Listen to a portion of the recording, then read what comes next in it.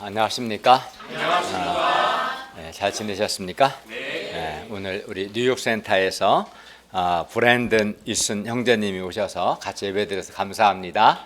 환영해 주세요. 감사합니다. 한국말이라 좀 불편하실 텐데 그 메시지 프린트물 잘 보시면 좋겠습니다. 요새 성경 잘 보도록 도와주세요. 오늘 말씀 제목은 먼저 나를 따르라입니다. Follow me first. 다 요절은 마태복음 8장 22절입니다. 요절 같이 한번 읽어볼까요? 시작. 예수께서 이르시되 죽은 자들이 그들의 죽은 자들을 장사하게 하고 너는 나를 따르라 하시니라. 기도하겠습니다. 오늘 오신 주님, 오늘도 우리가 살아계신 성부 하나님, 성자 하나님, 성령 하나님을 예배할 수 있도록 은혜 주셔서 감사합니다. 우리가 드린 예배가 주님께 감사하고 주님을 기쁘시게 하는 예배가 되게 해주십시오. 한 주간에 우리의 많은 죄와 허물을 예수님의 피로 다 용서해 주시고 이 시간 이 자리에 임재하셔서 우리 예배를 받아주시고 우리에게 죄 용서와 말씀을 통하여 풍성한 은혜를 주시기를 간절히 기도합니다.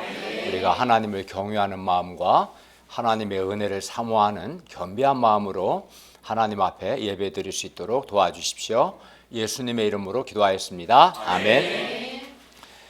오늘 본문을 보시면 예수님께서는 나병 환자를 깨끗하게 우리 지난 시간에 배운 것처럼 깨끗하게 하셨고 백부장의 하인의 중풍병을 고쳐주셨습니다. 그리고 오늘 본문을 보시면 예수님은 열병으로 누운 베드로의 장모의 열병을 치료해 주시고 또 귀신 들린 많은 사람들에게서 귀신을 쫓아내 주시고 또 병든 자들을 다 고쳐 주십니다. 저자 마태는 이 예수님에 대해서 이사야 53장 4절 말씀을 인용해서 예수님께서 우리의 연약한 것을 친히 담당하시고 병을 짊어지셨다라고 말합니다. 오늘 말씀을 통해서 우리의 연약한 것을 친히 담당하시고 우리의 병을 짊어지신 이 예수님 안에서 우리가 밝고 건강하게 되기를 기도합니다. 그리고 이 예수님을 믿고 따르는 사람의 자세가 어떠해야 하는가 배울 수 있기를 기도합니다. 파트 1, 우리의 연약함을 담당하신 예수님 8장 14절에서 17절 말씀입니다. 예수님의 세 번째 치유의 대상자는 당시 유대 사회에서 사회적 약자라고 할 수 있는 여인이었습니다. 치유의 장소는 가버나움에 있는 베드로의 집이었습니다. 베드로는 본래 벳세다 출신이었지만 당시 예수님 당시에는 가버나움으로 이사와 산 것으로 보입니다. 8장 14절을 보십시오. 예수님께서 베드로의 집에 들어가사 그의 장모가 열병으로 앓아 누운 것을 보셨습니다. 여러분 열병을 알아보신 적 있어요? 우리 태지 목사님. 저도 과거 편도선염 때문에 고열을 여러 번 경험했고 2번은 입원까지 했습니다. 열이 막 39, 40도 열이 많이 나면 머리가 매우 아프고 정말 힘듭니다. 베드로의 장모가 열병으로 앓아 누운 것을 보면 아마 열이 아주 심했던 것 같습니다. 그러면 베드로의 집에 들어가서 그의 장모가 열병으로 앓아 누운 것을 보신 예수님께서는 어떻게 하셨습니까? 8장 15절을 보십시오. 예수님께서 그의 손을 만지시니 열병이 떠나가고 여인이 일어나서 예수님께 수종 들었습니다.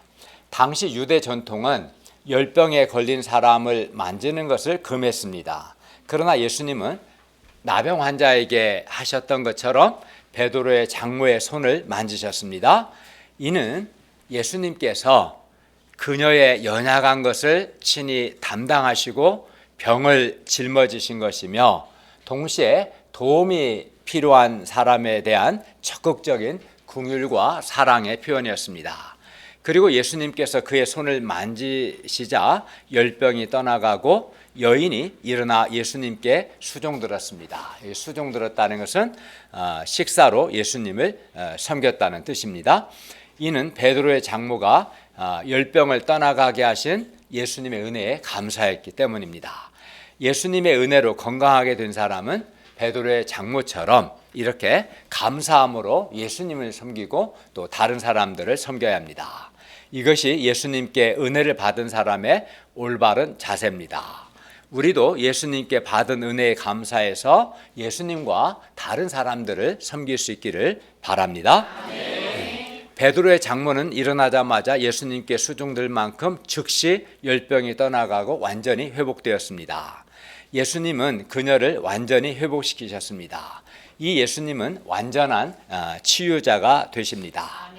예수님은 귀신도 쫓아내시고 열병도 떠나가게 하십니다. 왜냐하면 예수님은 전능하신 하나님이시기 때문입니다. 그런데 사람 몸에도 열이 나지만 때로는 사람 마음에도 열이 납니다. 이런저런 이유로 마음에 열이 납니다. 뭐 사람들이 열받는 일이 많다 이렇게 말하지 않습니까? 열받는 일이 많습니다. 그래서 우리는 막 열받는다. 요즘 막 약간 속어처럼 들리긴 하지만 뚜껑 열린다 이런 말을 사람들이 하는 걸 봅니다. 열이 아주 많이 난 것 같아요.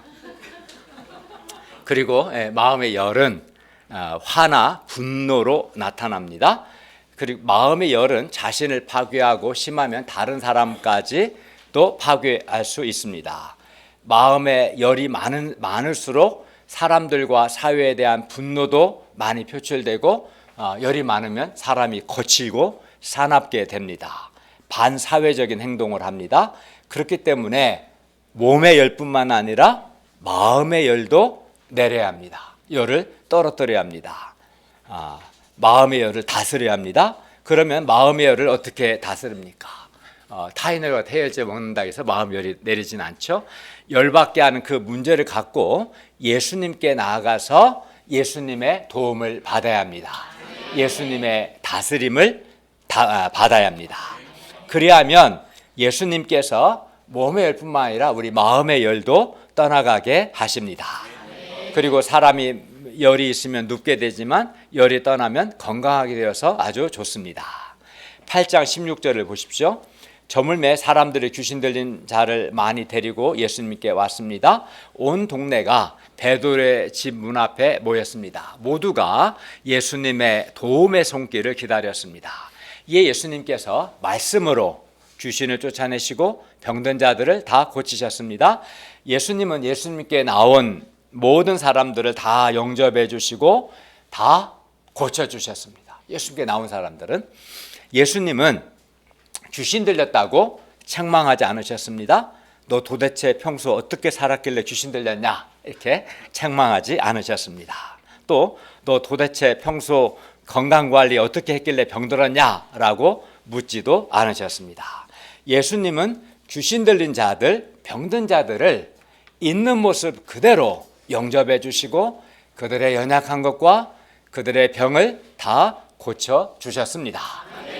예수님은 병을 고치심으로 사람들을 병의 고통에서 벗어나게 하셨고 동시에 사람들을 건강하게 하셨습니다. 그리하여 연약하고 병든 사람들이 예수님 안에서 건강하게 되었고 건강하게 되자 예수님과 다른 사람을 섬기기도 했습니다. 마태는 이 예수님을 보면서 선지자 이사야를 통해 하신 하나님의 말씀이 생각났습니다. 8장 17절 한번 읽어볼까요? 시작. 이는 선지자 이사야를 통하여 하신 말씀에 우리의 연약한 것을 친히 감당하시고 병을 짊어지셨도다 함을 이루려 하시니더라. 예수님은 선지자 이사야를 통해서 하신 말씀과 같이 우리의 연약한 것을 친히 담당하시고 우리의 병을 짊어지셨습니다.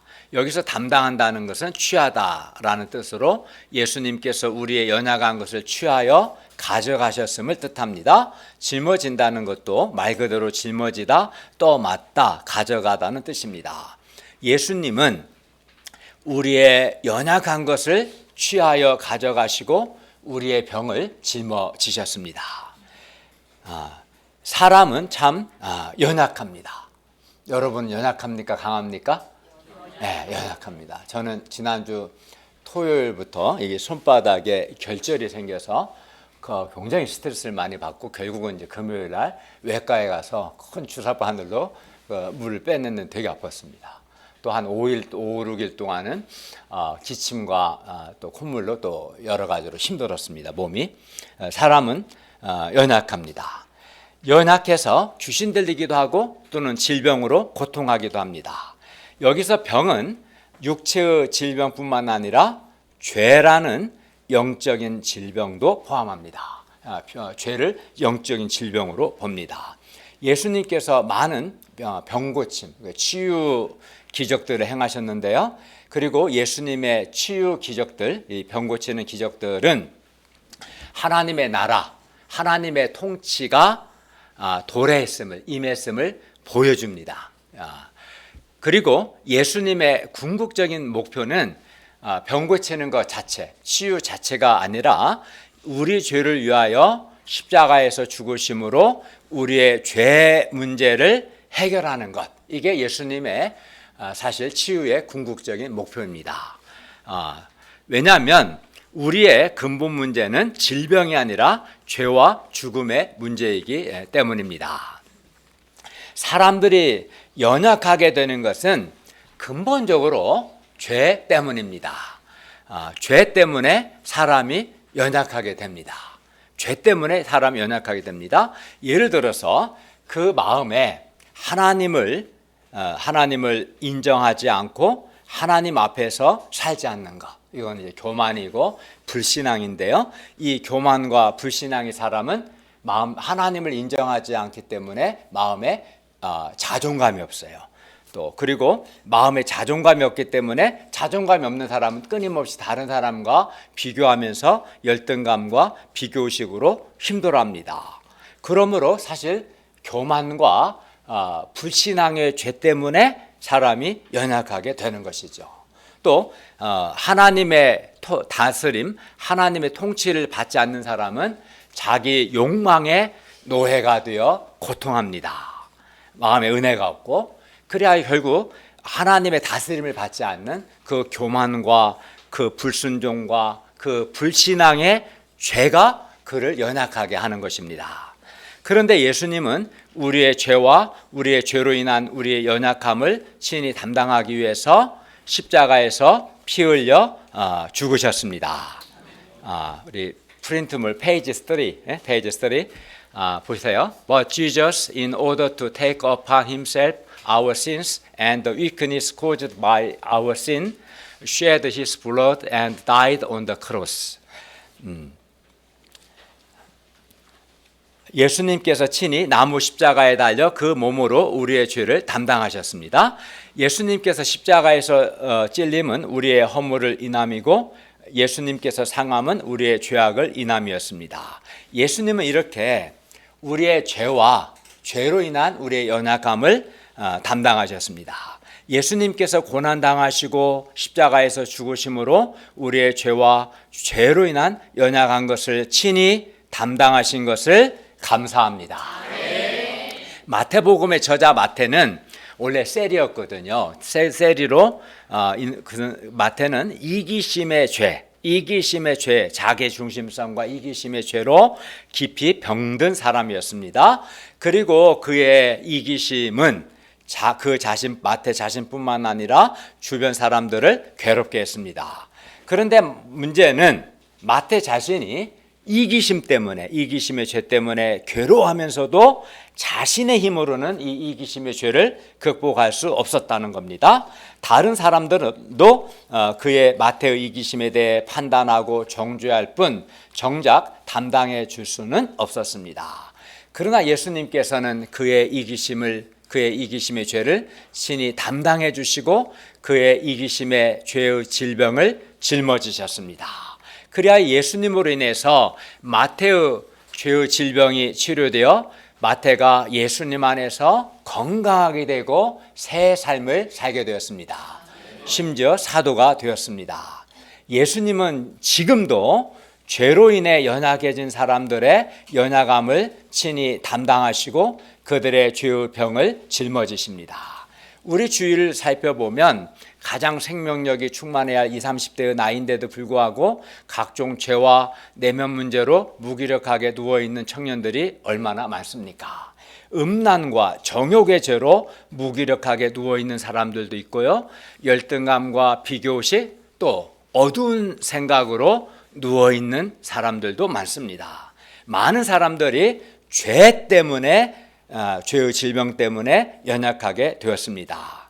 어떤 사람은 감사하지 않음, 원망, 불평의 죄 때문에 마음이 늘 어둡고 연약한 것을 봅니다. 어떤 사람은 하나님을 믿지 않는 불신과 교만과 그 인간적인 생각이라는 죄 때문에 내면이 어둡고 자주 연약함에 빠지는 것을 봅니다. 여러분은 어떤 죄가 여러분을 연약하게 합니까? 죄 때문에 사람이 연약하게 되는데 어떤 죄가 나를 연약하게 하는가? 우리가 그걸 알아야 합니다. 하나님을 불신하는 불신의 죄입니까? 아니면 불순종의 죄 또는 감사치 않음의 죄, 교만의 죄, 정욕의 죄 등 주로 어떤 죄가 나를 연약하게 하는가? 그거를 깨달아야 합니다. 내가 주로 어떤 죄가 나를 연약하게 하는가? 그걸 깨닫고 그 죄를 가지고 예수님께 나아가서 그 죄를 회개하고 예수님의 통치를 받을 때 예수님 안에서 내면이 밝아지고 내면이 강건하게 될 것입니다. 저는 염려가 많습니다. 염려가 많았고 지금도 많습니다. 왜냐하면 책임자로서 해야 할 일이 너무 많습니다. 신경 써야 할 일이 많고 그래서 늘 머릿속에 막 해야 할 일들이 가득합니다. 근데 이제 문제는 염려가 없을 수는 없었는데 이 염려를 하나님을 믿으면 극복이 되면 건강하게 되죠. 근데 만약에 염려가 많은데 믿음이 없으면 어떻게 됐겠어요? 하나님을 불신하게 되면 마음이 이제 어두워지죠. 걱정이 생기고 어두워지고 연약해지는 거죠. 저는 오늘 아침에도 기도하면서 하나님께서 내 인생을 선하게 인도하셨음을 깨달았습니다. 기도하는 가운데 여러 가지 면에서 그래 하나님을 믿으니까 마음이 밝아지고 내면이 예수님 안에서 강건하게 됐습니다. 죄가 사람을 연약하게 합니다. 주로 어떤 사람은 미움의 죄 때문에 자주 연약해지고 어떤 사람은 감사치 않음의 죄 때문에 어떤 사람은 불신앙의 죄 때문에 어떤 사람은 맨날 인간적인 생각이기 때문에 연약해지고 죄가 사람을 연약하게 합니다. 어떤 죄가 주로 나를 연약하게 하는가 깨닫고 그 예수님께 나아가서 그 죄를 회개하고 예수님의 통치를 받아야 합니다. 그런데 예수님은 우리의 이러한 죄와 죄로 인한 연약함을 십자가에서 친히 그 몸으로 담당해 주셨습니다. 그리하여 어떤 연약한 사람이라도 예수님께 나아가서 회개하고 예수님의 다스림을 받으면 연약함에서 벗어나서 그의 영혼도 그의 마음도 그의 삶도 그의 인생도 다 밝고 예수님 안에서 건강하게 됩니다.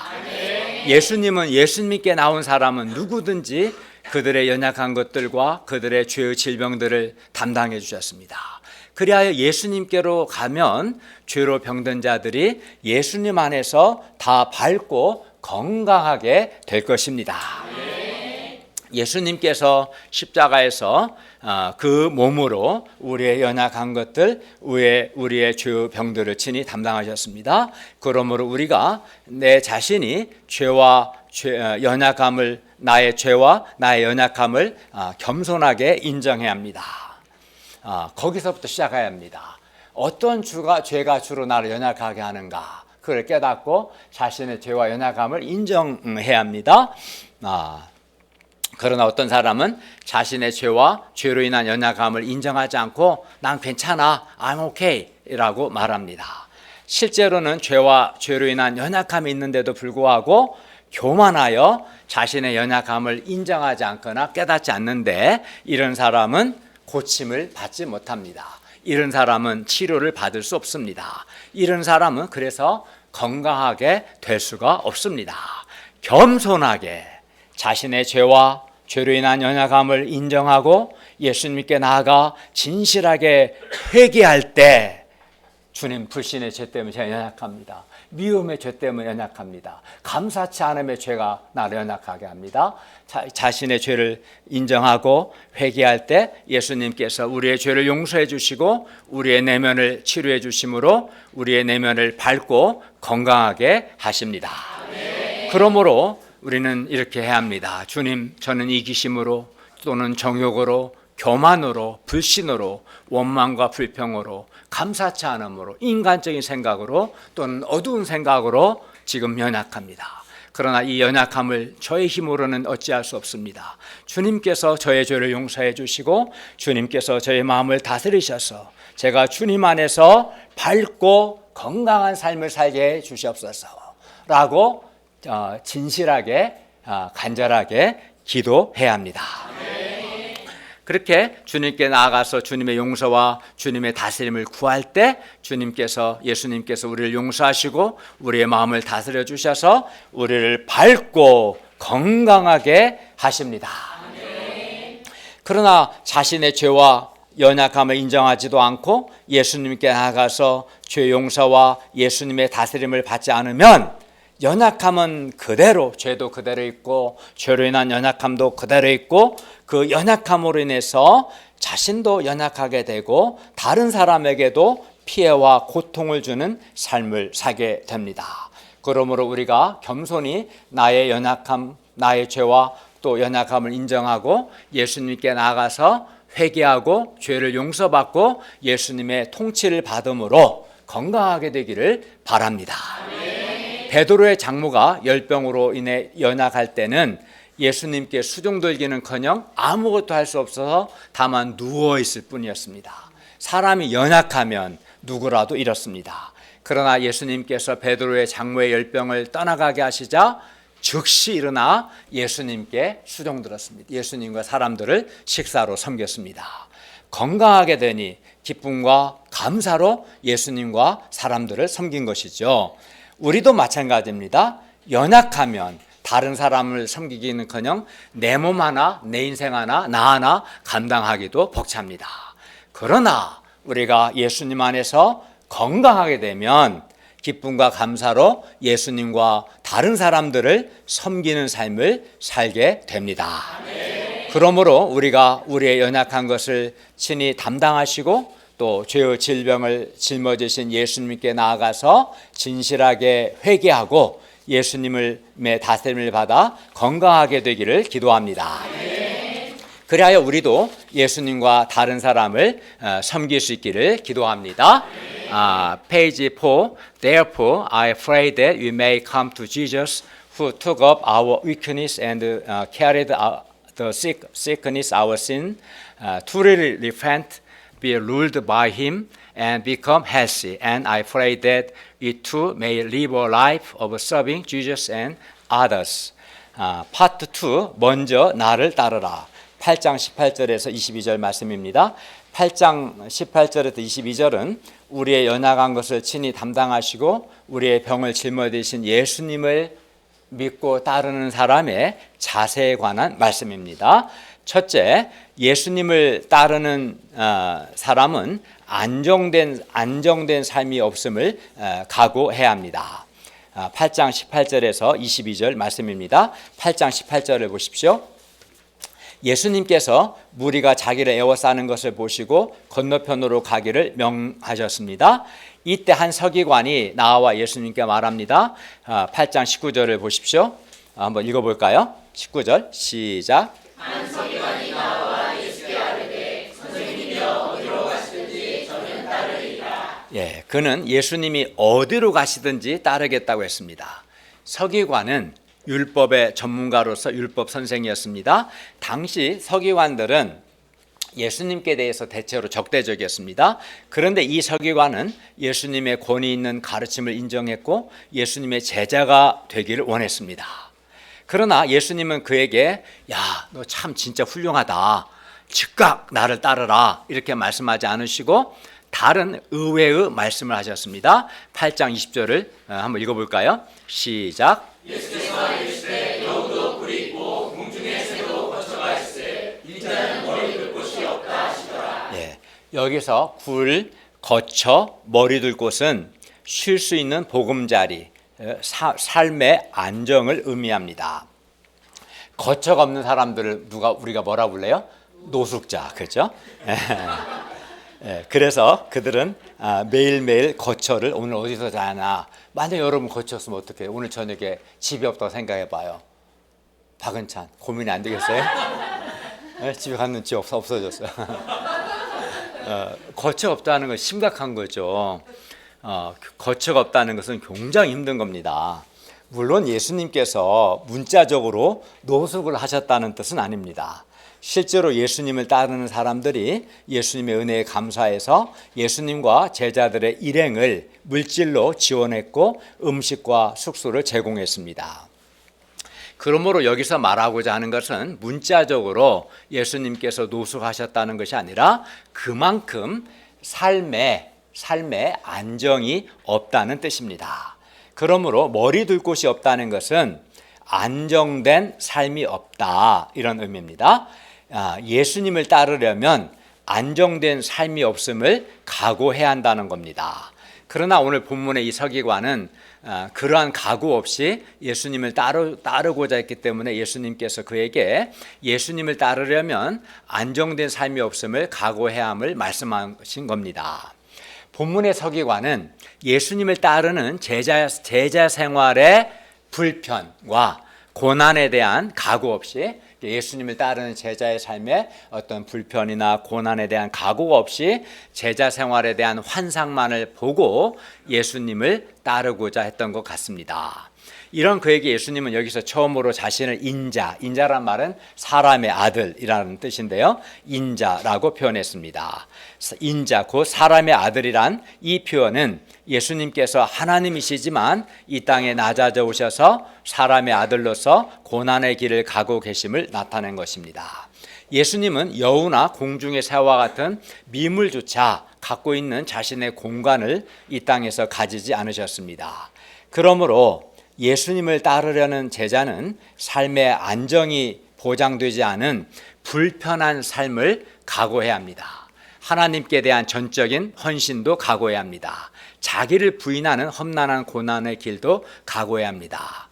그래서 예수님은 서기관에게 자신을 따르는 길이 불편함과 고난의 길임을 가르쳐 주셨습니다.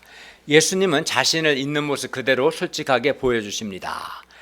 서기관이 이 말씀을 듣고도 계속 예수님을 따랐는지는 잘 모르겠습니다. 본문에 나오지 않으니까. 그러나 여기서 분명한 것은 불편함과 고난에 대한 각오가 없이는 예수님을 따를 수 없다는 것입니다. 오늘날 많은 사람들이 불편과 고난이 없이 쉽고 편하고 화려하게 살고 싶어 합니다. 많은 사람들이 쉽고 편하고 화려하게, 집도 편하고 화려하고, 자동차도 편하고 화려하고, 직장도 편하고 화려하고, 심지어 교회도 편하고 화려한 교회를 다니고자 합니다. 그러나 예수님은 전혀 편하고 화려하게 사시지 않으셨습니다. 예수님은 머리 둘 곳이 없는, 삶의 안정이 없는 불편한 삶을 사셨습니다. 그러므로 예수님을 따르고자 하는 사람은 쉽고 편하고 화려하게 살고자 하는 마음을 부인하고 삶의 안정이 없는 불편과 고난을 각오해야 합니다. 그러면 예수님은 왜 그렇게 삶의 안정이 없는 불편한 삶을 사셨을까요? 이는 사람을 살리고 돕는 사명인의 삶을 살기 위해서입니다. 이는 우리를 구원하기 위해서입니다. 이는 친히 우리의 연약한 것을 담당하시고 우리의 병을 짊어지시기 위해서, 사람을 돕고 살리기 위해서 예수님께서 그런 삶을 사신 겁니다. 그리하여 이런 불편한 삶, 고난의 삶을 사신 예수님을 통해서, 예수님이 그런 삶을 사셨기 때문에 이 예수님을 통해서 많은 사람들이 구원받고 생명을 얻었습니다. 예수님께서 쉽고 편하고 화려하게 사셨다면 구원 역사가 일어나지 않았을 겁니다. 우리가 구원받지 못했을 겁니다. 사람을 도울 수 없었을 겁니다. 예수님께서 쉽고 편하고 화려한 삶을 거부하시고 고난과 불편의 삶을 사셨기 때문에 우리가 구원을 받고 우리가 살아날 수 있었던 것입니다. 우리가 예수님을 따르고자 할 때 삶에 안정이 없는 불편과 고난을 각오해야 합니다. 그리하여 예수님을 따르는 것이 부담이 되는 분도 계실지 모르겠어요. 이번 여름 사역이 끝나고 목자 선서 하려고 했는데 오늘 메시지 듣고 갈등하는 사람이 있으실까요? 소영 혹시 그런 생각하는 거 아니에요 혹시? 예수님 따르면 불편, 고난을 각오해야 하는데 그럴지 모르겠습니다. 그래야 예수님을 따르는 것이 부담이 될지도 모르겠습니다. 그러나 예수님을 따를 때 이러한 불편과 고난만 있는 것은 아닙니다. 예수님을 따르는 사람은 예수님을 배우고 예수님을 닮고 또 변화되고 성장하고 영생의 기쁨을 누리고 무엇보다 죄로 죽어간 많은 사람들을 살리는 정말 가치 있고 귀하고 위대한 삶을 살게 될 것입니다. 예수님을 따르는 삶에 불평과 고난만 있는 게 아닙니다. 예수님을 따를 때 예수님을 배우고 생명을 얻고 빛을 얻고 영생의 기쁨을 얻고 변화되고 성장하고 많은 사람을 돕는 위대하고 가치 있는 삶을 살게 될 것입니다. Page 6, one who follows Jesus, learn from Jesus, become like him, is transformed, grows, enjoys the joy of eternal life, and above all, lives a truly valuable, precious, and great life of saving many people who are dying because of sin. 그러므로 우리가 삶에 안정이 없는 불편과 고난을 각오하고 예수님을 따를 수 있기를 기도합니다. 둘째, 예수님을 따르는 자는 그 무엇보다 예수님을 따르는 것이 먼저이어야 합니다. 즉 예수님을 따르는 것에 최고의 우선순위를 두어야 합니다. 8장 21에서 22절 말씀입니다. 21절을 보십시오. 제자 중 또 한 사람이 예수님께 말합니다. 주여, 내가 먼저 가서 내 아버지를 장사하게 허락하옵소서. 여기서 이 제자의 부모가 이미 죽어서 지금 장사를 지내야 하는 것인지 아니면 아직은 생존해 계시는데 부모님이 돌아가실 때까지 기다렸다가 장사한 후에 예수님을 따르겠다는 것인지 분명하지 않지만 문맥상 후자일 가능성이 높습니다. 아직 아버지가 돌아가시진 않았고 언제 죽을지는 모르겠지만 기다렸다가 장사 지내고 또 아들로서 자기 권리를 확보하고 그 후에 예수님을 따르겠다, 이런 취지입니다. 어쨌든 이 제자는 예수님을 따르는 것도 중요하지만 자식으로서 부친을 장사하는 것, 부모에 대한 자식의 도리가 예수님을 따르는 것보다 먼저라고 생각했습니다. 그러니까 예수님을 따르는 것보다 아버지 장사하는 것에 우선순위를 둔 것이죠. 오늘날 우리는 무엇이 먼저라고 생각합니까? 무엇에 우리의 우선순위를 둡니까? 우리 역시 본문의 한 제자와 같이 예수님을 따르는 것보다 부모에 대한 자식의 도리 또는 남편이나 아내, 자식에 대한 도리를 다하는 것이 먼저다라고 생각할 수도 있습니다. 어떤 사람은 예수님을 따르는 것보다 친구나 직장 상사나 지도 교수와의 관계가 먼저, 즉 우선이라고 생각합니다. 어떤 사람은 예수님을 따르는 것보다 먹고 사는 것, 취직하고 직장이 먼저다, 우선이다 라고 말합니다.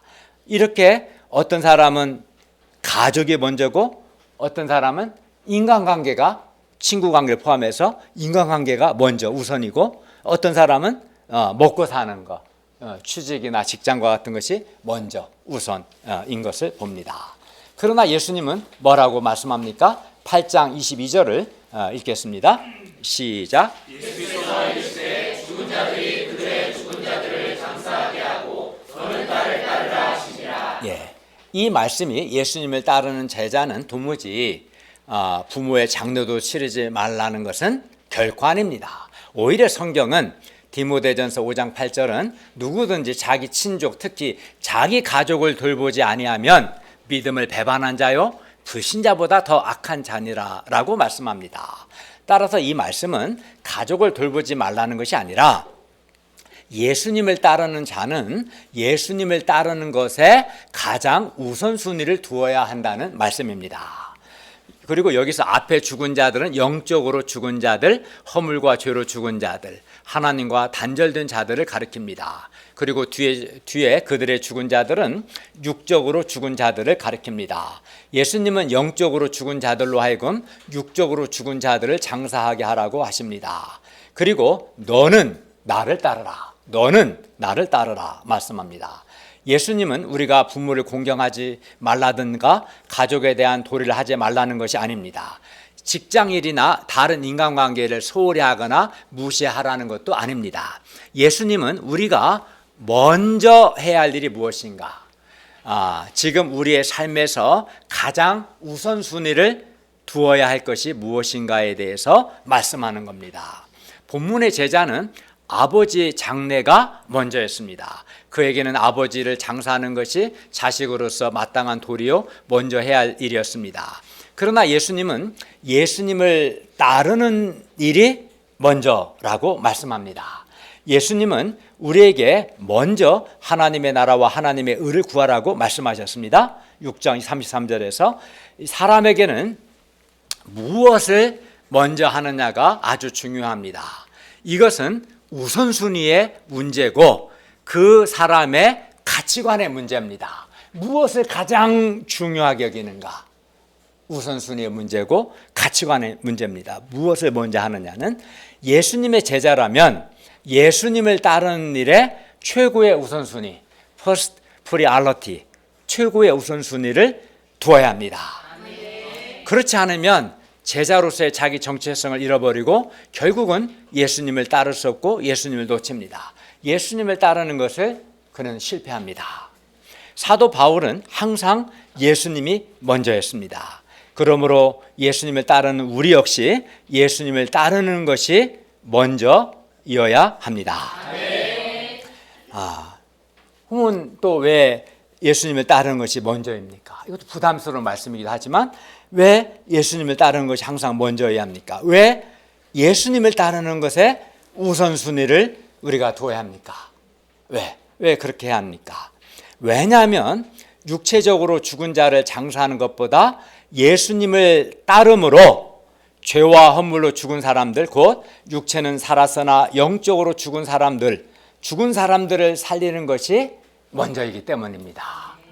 사람을 살리는 것이 먼저이기 때문입니다.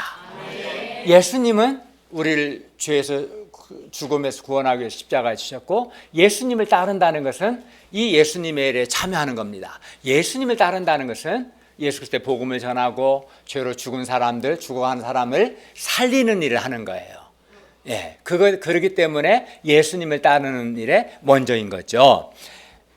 여러분 이미 한번 생각해 보세요. 이미 죽은 사람을 싣고 가는 우리 가끔 중대병원에서 보면 연구차가 지나가는데 죽은 사람을 싣고 가는 장례식차, 연구차가 먼저여야 합니까? 아니면 지금 죽어가는 사람을 싣고 가는 119 구급차가 우선이어야 합니까?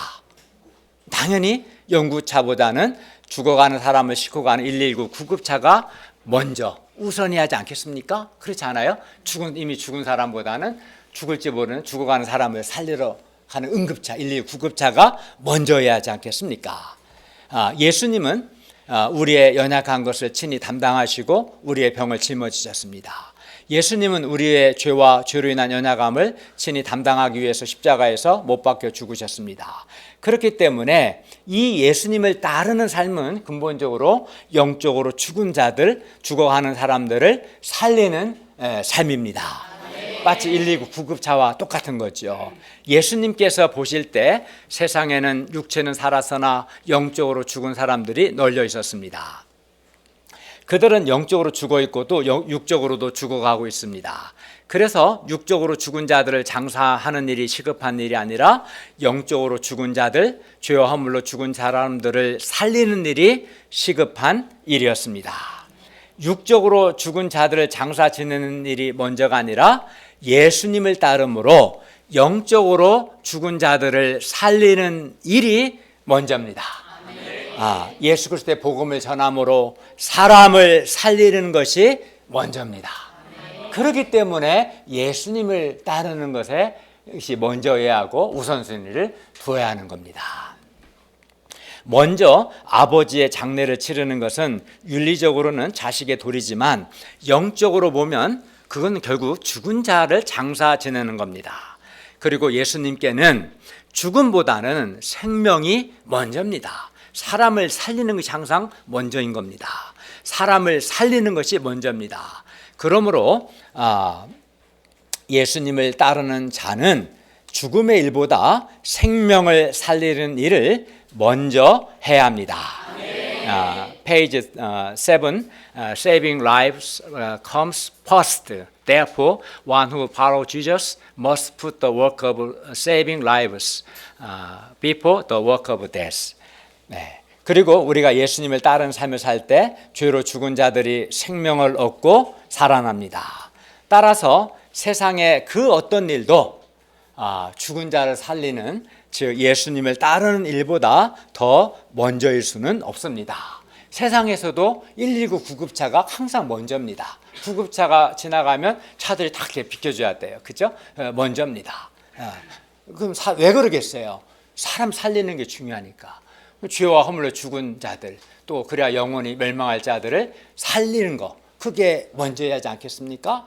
근데 예수님을 따르는 사람은 죄와 허물로 죽은 사람을 살리는 삶입니다. 그렇기 때문에 예수님을 따르는 삶이 항상 먼저야 하는 것이고, 또 이 삶에는 불편이 있는, 고난이 있는 거죠. 불편과 고난을 감당하지 않고 쉽고 편하고 화려하게 살고자 하면은 예수님을 따를 수 없고 이 일을 행할 수 없는 겁니다.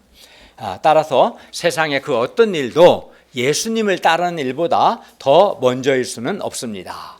예수님을 따르는 일이 그 어떤 인간관계나 그 어떤 일보다도 가족관계든 친구관계든 어떤 인간관계보다도 어떤 일보다도 친구랑 놀러 가야 하기 때문에 수양이 못 가요. 이거 아주 잘못된 거죠. 이런 사람들은 그 어떤 인간관계나 그 어떤 일보다도 예수님을 따르는 일이 먼저여야 합니다. 우리가 어떤 인간관계나 어떤 일보다도 예수님을 따르는 것에, 사람을 살리는 것에 우선순위를 둘 수 있기를 기도합니다. 네, 결론입니다. 예수님은 우리의 연약한 것을 친히 담당하시고 우리의 병을 짊어지셨습니다. 예수님은 우리의 죄와 우리의 죄로 인한 연약함을 담당하기 위해서 십자가에서 죽으셨습니다. 그렇기 때문에 예수님께 나아가서 회개하고 예수님을 믿고 예수님의 다스림을 받으면 연약한 사람이 예수님 안에서 강해지고 병든 자가 예수님 안에서 건강하게 됩니다. 그리하여 기쁨과 감사로 하나님과 다른 사람들을 섬기는 삶을 살게 됩니다. 그러나 예수님께 나가지 않고 회개치 않고 예수님의 다스림을 거부하면 그의 죄는 그대로 남아있고 죄로 인한 연약함도 그대로 남아있고 자기 하나 감당 못하고 주변 사람을 피곤하고 괴롭히는 인생을 살 수밖에 없습니다. 그러므로 우리가 우리의 죄와 죄로 인한 연약함을 가지고 예수님께 나아가서 예수님 안에서 회개하고 예수님의 다스림을 받음으로 건강하게 되기를 기도합니다. 이번 여름상에서 이러한 은혜의 역사가 충만히 일어날 수 있기를 바랍니다. 그리고 쉽고 편하고 화려한 삶이 아니라 비록 불편과 고난이 있지만 이 불편과 고난을 각오하고 예수님을 따를 수 있기를 바랍니다. 그리고 세상의 그 어떤 일보다 사람의 생명을 살리는 예수님을 따르는 삶에 우리의 삶의 우선순위를 두고 예수님을 따를 수 있기를 기도합니다. 기도하겠습니다. 은혜로우신 주님, 우리 주 예수님께서 우리를 사랑하사 우리의 죄와 우리의 연약함을 십자가에서 친히 담당하셔서 감사합니다. 우리가 예수님께 나아가 회개하고 주님의 통치를 받음으로 연약함을 극복하고 주님 안에서 내면이 밝아지고 건강하게 되어서 주님과 다른 사람을 섬기는 삶을 살게 해주십시오. 그리고 이 예수님을 따름으로 사람을 살리는, 돕는 삶의 우선순위를 두고 이 예수님을 따를 수 있기를 기도합니다. 예수님의 이름으로 기도하였습니다. 아멘.